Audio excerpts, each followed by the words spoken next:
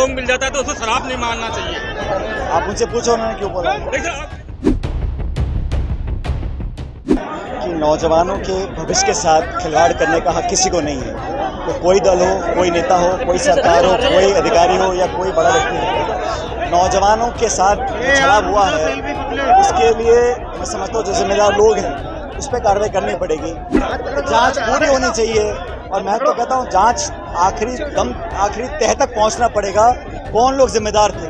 बच्चों के भविष्य खिलवाड़ कर चंद रुपयों के लिए उनका जीवन आप बेच रहे हो, ऐसे लोगों पे सख्त कार्रवाई होनी चाहिए। लेकिन इसके पीछे कौन थे? बड़े से बड़ा कोई व्यक्ति भी हो, उसका खुलासा होना चाहिए, नाम सामने आने चाहिए और सख्त सजा मिलनी चाहिए। आपने पहले मुद्दा उठाया था आरपीएससी के लोग नौजवानों को लेकर। देखिए, मैंने हमेशा से कहा कि नौजवानों के भविष्य के साथ खिलवाड़ करने का हक किसी को नहीं है। तो कोई दल हो, कोई नेता हो, कोई सरकार हो, कोई अधिकारी हो या कोई बड़ा व्यक्ति हो, नौजवानों के साथ छला हुआ है, उसके लिए मैं समझता हूँ जो जिम्मेदार लोग हैं उस पर कार्रवाई करनी पड़ेगी। अब आरपीएससी में लगातार जो खुलासे हो रहे हैं, रिश्वत लेते लोग पकड़े जा रहे हैं, पुलिस गिरफ्तार कर रही है, तो पूरी संस्था और पूरी व्यवस्था को दोबारा उसको मूलचूल परिवर्तन करना पड़ेगा। मैंने शुरू से कहा उसको पुनर्जीवित करना पड़ेगा, उसका पुनर्गठन करना पड़ेगा और सरकार को बिना समय ज़ाहिर करे पुनर्गठन कर और जो नियुक्तियाँ होती हैं, जो चयन होती है प्रक्रिया, उसको पारदर्शी बनाना पड़ेगा।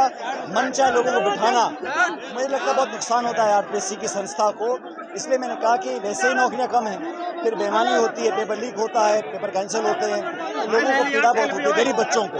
इसलिए मुझे लगा, पहले भी मैंने कहा था, फिर कह रहा हूँ कि आरपीएससी का पुनर्गठन करना बहुत जरूरी है। लेकिन सर राय का जिस तरीके से जो एटीट्यूड था उनका कोर्ट में जब पेशी हुई थी, जिससे देखते हैं क्या किसी का हाथ था उनके ऊपर, क्या था?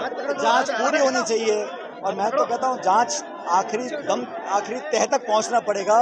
कौन लोग जिम्मेदार थे? बच्चों के भविष्य खिलवाड़ कर चंद रुपयों के लिए उनका जीवन आप बेच रहे हो, ऐसे लोगों पे सख्त कार्रवाई होनी चाहिए। लेकिन इसके पीछे कौन थे?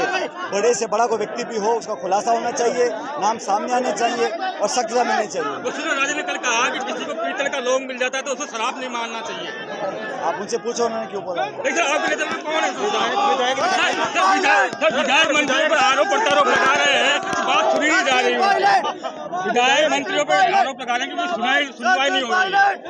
तो जब आम व्यक्ति की सुनाई नहीं हो रही तो ये जो बाकी सरकार जो चल रही है उसमें इतने सारे सत्ता के केंद्र बन चुके हैं और मुझे लगता है कि जो लॉ एंड ऑर्डर है, कानून व्यवस्था, वो स्टेट सब्जेक्ट होता है। लगातार बच्चों के साथ दुष्कर्म हो रहा है, जोधपुर में तो क्रम रुक ही नहीं रहा और देश में और खासकर राजस्थान में मुझे लगता है जो लॉ एंड ऑर्डर है उसको संभालने के लिए सरकार को कदम उठाने पड़ेंगे।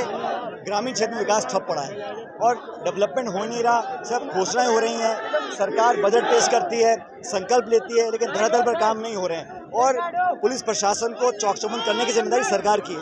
राहुल गांधी भी जम्मू कश्मीर के दौरे पर हैं, आज से चुनाव पूरे बहुमत के साथ हम लोग हरियाणा में, झारखंड में, महाराष्ट्र और जम्मू कश्मीर में भारी बहुमत के साथ कांग्रेस पार्टी इंडिया लाइन सरकार बनाएंगे।